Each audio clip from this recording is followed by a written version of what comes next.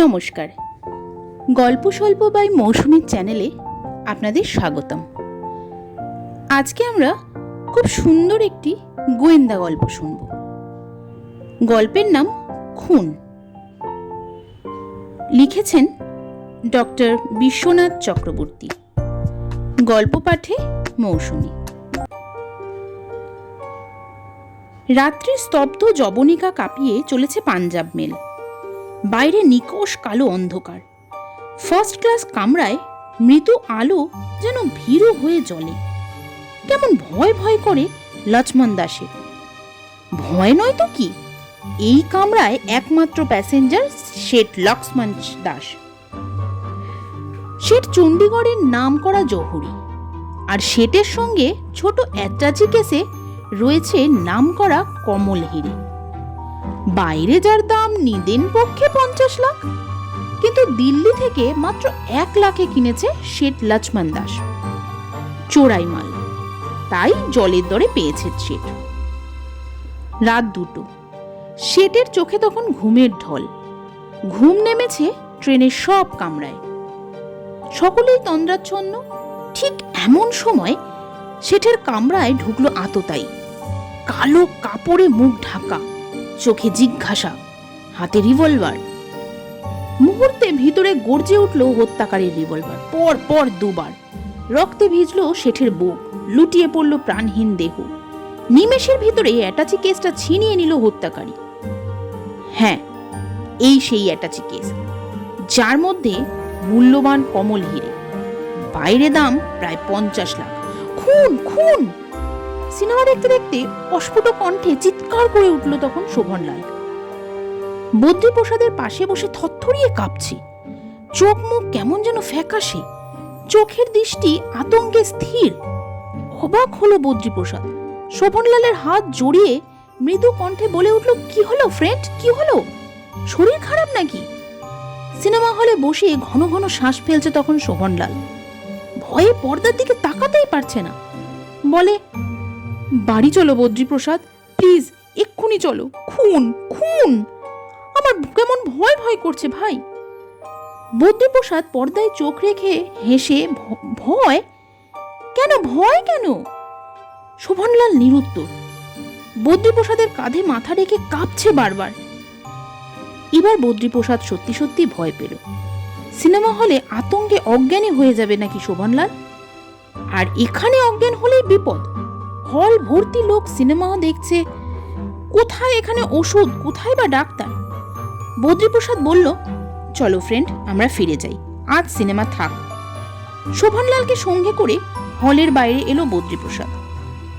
গাড়িতে উঠে বসল। শোভনলালের উপর দিয়ে মস্ত এক ঝড় বয়ে গেছে যেন। চোখ মুখ বিবর্ণ, বিন্যাস্ত চুল, কপালে জমেছে মৃদু মৃদু ঘাম। দেখে কেমন মায়া হলো বদ্রীপ্রসাদের। স্টিয়ারিং এ হাত রেখে বলে, তুমি হঠাৎ ভয় পেলে কেন শোভনলাল? কথা কানে ঢোকে না বুঝি শোভনলালের। একটু সামনের দিকে ঝুঁকে বসে, কাপা গলায় বলে, খুন খুন করলে ফাঁসি হয়, তাই না বদ্রীপ্রসাদ? খুন দেখে ভয় পেল কেন শোভনলাল? এই তো সেদিন দাড়ি কাটতে গিয়ে রক্ত দেখে ভয়ে চিৎকার করে উঠল শোভনলাল। তবে কি শোভনলাল অপরাধী? কি এমন অপরাধ যার কথা সব সময় ভাবছে? বেশ কিছুদিন ধরেই এসব লক্ষ্য করছে বদ্রীপ্রসাদ। তবু হো হো করে হাসে বদ্রীপ্রসাদ বন্ধুকে সাহস দিতে। বলে, খুন করলে ফাঁসি হয় শোভনলাল, কিন্তু খুনের প্রমাণ চাই। ফাঁসির আদেশ দেওয়ার আগে প্রত্যক্ষদর্শীর বিবরণ চাই। ফাঁসি দেওয়া কি অত সোজা? শোভনলাল হঠাৎ বলে ওঠে, যদি খুনের কোনো প্রমাণ না থাকে, যদি সে খুন কেউ না দেখে থাকে, তবে তাহলে তাহলে কি হয় বদ্রীপ্রসাদ? ফাঁসি হয়? শোভনলাল কি খুনি? ও কি কোনো ফেরারি আসামি? কেমন সন্দেহ জাগে বদ্রীপ্রসাদে। বলে, শোভনলাল, প্লিজ ডোন্ট মাইন্ড। কি ভাবছো বলো, আমি তোমার ফ্রেন্ড। বিপদে বন্ধুই বন্ধুকে সাহায্য করে। বদ্রীপ্রসাদ, আজ নয়, আর একদিন বলবো। বলতে বলতে হাতে হাত রাখে শোভনলালের। অনুনয়ের কণ্ঠে বলে, তোমার দয়াতেই বেঁচে আছি বদ্রীপ্রসাদ। দয়া? না না শোভনলাল, সংকোচ বোধ করে যেন বদ্রীপ্রসাদ। বলে, না ফ্রেন্ড, দয়া নয়, বলো কোঅপারেশন, সহযোগিতা। তোমার চাকরি ছিল না, বহুদিন পর তোমার সাথে দেখা হলো, আমার ফ্যাক্টরিতে ম্যানেজার করে দিলাম, এতে দয়ার কি আছে বলো? আফটার অল তুমি আমার বাল্য বন্ধু, কতদিন পর তোমার সাথে আমার দেখা বলো তো। ঠিকই বলেছে বদ্রীপ্রসাদ, শোভনলালের সাথে দেখা হবে আবার জানতোই নাকি। সুদীর্ঘ 12 বছর পর দেখা, প্রায় এক যুগ। সেই এক স্কুলে পড়তো দুজনে, একসাথে পড়াশোনা, খেলাধুলা। তখন প্রাণের বন্ধু ছিল শোভনলাল। ওর বাবার তখন সরকারি চাকরি, আজ এখানে বদলি, কাল সেখানে বদলি। বাবার বদলির সাথে সাথে স্কুল ছেড়ে অন্য জায়গায় চলে গিয়েছিল শোভনলাল। শেষ দিনে স্কুল মাঠে দাঁড়িয়ে দুই বন্ধু সে কি কান্না! সেই বিচ্ছেদ বেদনার কথা আজও বুঝি মনে পড়ে দুজনার। তারপর মাস 6 আগে হঠাৎই দেখা, শোভনলালই এসে হাজির। এত বছর বাদেও দেখতে পেয়ে চিনতে পেরেছিল বদ্রীপ্রসাদ। আনন্দে লাফিয়ে উঠল, তুমি! মুখে হাসি নেই তখন শোভনলালের। আমার একটা চাকরি দরকার বদ্রীপ্রসাদ, তোমার তো এতগুলো ফ্যাক্টরি, নানা ধরনের বিজনেস, আমাকে যে কোনো জায়গায় ঢুকিয়ে দাও। ঠিক লোকের কাছে এসেছে যেন শোভনলাল। বদ্রীপ্রসাদ এদিককার নাম করা শিল্পপতি, মস্ত বড় লোক। বদ্রীপ্রসাদই পারে শোভনলালকে সাহায্য করতে। তবে পুরনো চাকরিটা থাকলে এ চাকরির দরকার ছিল না শোভনলালের। ও ছিল একটা ফ্যাক্টরির ম্যানেজার। ফ্যাক্টরি বন্ধ হয়ে যাওয়ার সাথে সাথে আজ অদিষ্টের পরিহাসে বেকার। বাবা মারা গেছেন কবেই, কিন্তু রেখে গেছেন হাজার দায় দায়িত্ব। দেশের বাড়িতে বিধবা মা আর ছোট ছোট ভাই বোনেরা বসে আছে শোভনলালের মুখ চেয়ে। তাই চাকরি দরকার, অর্থেরও এত প্রয়োজন। বহু বছর পর শোভনলালের দেখা পেয়ে বদ্রীপ্রসাদ তো খুব খুশি। এত কষ্টে আছে শোভনলাল, তা ওর প্রাণে সয় নাকি? চাকরি দেওয়া বদ্রীপ্রসাদের পক্ষে এমন কি কঠিন কাজ? শোভনলালকে নতুন ফ্যাক্টরির ম্যানেজার করে দিল বদ্রীপ্রসাদ। বন্ধুর সঙ্গ পেয়ে যেন বাঁচল। তা নয় তো কি, খোলামেলা সুখের জীবন বদ্রীপ্রসাদের। কাকার মৃত্যুর পর অগাধ সম্পত্তি হাতের মুঠোয় এসে গেছে তখন। সংসার বলতে একমাত্র বুড়িমা, আর কেউ নেই বদ্রীপ্রসাদের। একা একা থেকে হাঁপিয়ে উঠেছে তখন। সময় কাটানোই যেন মস্ত এক সমস্যা। শোভনলাল আশাতে যেন নতুন করে মেতে উঠেছে। বন্ধুকে একেবারে বাড়িতে নিয়ে এলো, একই সঙ্গে এক ঘরে থাকতে লাগলো দুজনায়। ওদের তখন আর পায় কি, জমজমাট আড্ডায় সময় কাটছে তত্তরিয়ে। দুই বন্ধু আবার এলো প্রাণের কাছাকাছি। মাস 6 যাবৎ বন্ধুর সাথে একই ঘরে একসাথে আছে শোভনলাল। কিন্তু গত মাস থেকেই একটা সন্দেহ দানা বেঁধেছে বদ্রীপ্রসাদের মনে। প্রায় রাতেই স্বপ্ন দেখে বুঝি শোভনলাল, ভয় পেয়ে চিৎকার করে ওঠে। ঘুম ভেঙে যায় বদ্রীপ্রসাদের। ঘুম ভেঙে দেখে বিছানায় থরথরিয়ে কাঁপে শোভনলাল। আতঙ্কে পাণ্ডুর চোখ মুখ। জানলার দিকে বোবা দৃষ্টি মেলে বিড়বিড় করে কি যেন বলছে। বদ্রীপ্রসাদ আলো জ্বালায়। কি হলো শোভনলাল? কি বলছো কি? অস্ফুট কণ্ঠে শোভনলাল বলছে, ওরা আসছে, ওরা আমায় খুন করবে। ওরা কোথায়? কেন খুন করবে? কেন? শোভনলালের ঠোঁট কাঁপে। ওরা স্বপ্নের, ওরা স্বপ্নের সব লোকজন। বদ্রীপ্রসাদ উঠে এসে শোভনলালের কাঁধে হাত রাখে। কি হয়েছে খুলে বলো শোভনলাল। শোভনলাল বলে, আজ নয়, আর একদিন বলবো বদ্রীপ্রসাদ, আর একদিন বলবো। এসব কথা ভাবতে ভাবতেই গাড়ি চালাচ্ছিল বদ্রীপ্রসাদ। পাশে শোভনলাল চুপ করে বসে। আজ সিনেমায় খুন দেখে ভয় পেল শোভনলাল, কিন্তু কেন? আজও বলবে আর একদিন। সে বলবে, জানাবে ওর ভয়ের কথা, আতঙ্কের কথা, কিন্তু কবে জানাবে, কবে বলবে? থমথমে নিশুতে রাত, রাস্তাঘাট সব অন্ধকার। মাঝে মাঝে দু একটা কুকুরের ডাক শুধু শোনা যাচ্ছে। আবার চিৎকার করে উঠল শোভনলাল, খুন খুন, ওরা আসছে আসছে। ঘুম ভেঙে গেল বদ্রীপ্রসাদের। আলো জ্বেলে দেখে বিছানায় বসে টকটকিয়ে কাঁপছে শোভনলাল। বদ্রীপ্রসাদের কণ্ঠে বিরক্তি ঝরে। কেন তুমি চিৎকার করে ওঠো? কেন তুমি আমায় সব বলো না? বড় বড় শ্বাস ফেলে শোভনলাল, বলল, সবই আজ বলবো বদ্রীপ্রসাদ, কিন্তু তুমি যদি কাউকে বলে দাও, যদি পুলিশ জানতে পারে, তাহলে হয়তো আমার ফাঁসি হয়ে যাবে বদ্রীপ্রসাদ। আর একটু থামে শোভনলাল। আমার কথা খুলে বলতে না পারলে শান্তি পাচ্ছি না বদ্রীপ্রসাদ। কথা দাও, কেউ জানবে না, কাউকে বলবে না। বদ্রীপ্রসাদ শোভনলালের পাশে বসে। বিশ্বাস করো ফ্রেন্ড, কাউকে বলবো না, কেউ জানবে না। শোভনলাল বলতে থাকে, আমি খুনি বদ্রীপ্রসাদ, খুনি। বেকার হওয়ার পর সব রাগ আমার ফ্যাক্টরি ডিরেক্টরের উপর পড়েছিল। আমি একদিন রাত্রিরেতে বলতে উত্তেজনায় কাঁপছিল শোভনলাল। বদ্রীপ্রসাদ কাঁধে হাত রেখে বলল, কি হলো সেই রাত্রিরে, বলো বলো। হ্যাঁ বদ্রীপ্রসাদ, রাত্রিরে ডিরেক্টরের বাড়িতে দেওয়াল টপকে ঢুকেছিলাম। ধারালো ছোড়ার আঘাতে আমি খুন করে ফেললাম। তারপর পালিয়ে এলাম সবার অলক্ষ্যে। কেউ দেখলো না, কেউ জানলো না। সেই খুনের আজও কিনারা হয়নি বদ্রীপ্রসাদ। তবু আমার সব সময় ভয় হয়, ভাবি পুলিশ যেন আমায় খুঁজছে, আমার ফাঁসি হবে। থামে শোভনলাল, মনের কথা বলতে পেরে হালকা হয়। পুলিশ, ফাঁসি? বদ্রীলালের গলায় চড়িয়ে হাসে। তুমি স্বীকার না করলে পুলিশের বাবার সাথে নেই তোমায় ধরে। খুন করেছো, বেশ করেছো, মিটে গেছে, অত ঘাবড়ালে কি চলে? কিন্তু আমি শান্তি পাই না বদ্রীপ্রসাদ। ধরা গলা শোভনলালের। দূর দূর, ওসব কথা ভাবলেই অশান্তি। ওসব মন থেকে মুছে ফেলো ফ্রেন্ড। ফস করে একটা সিগারেট ধরায় বদ্রীপ্রসাদ। তুমি বুঝবে কি? ভয়ের গলা শোভনলালের। তুমি কি কোনোদিন খুন করেছো যে বুঝছো? না না, শোভনলাল বলে, দেখে কি কাউকে বোঝা যায় ভাই? তাছাড়া তুমি খুনি হতে যাবে কেন? তোমাকে বলতে বাধা নেই। ঘনিষ্ঠতার গলা বদ্রীপ্রসাদের।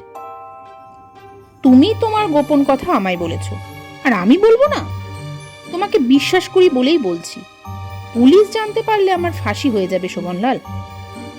শোভনলালে যেন বিশ্বাসই হয় না বদ্রীপ্রসাদের কথায়। অবাক হয়ে শুনলেন।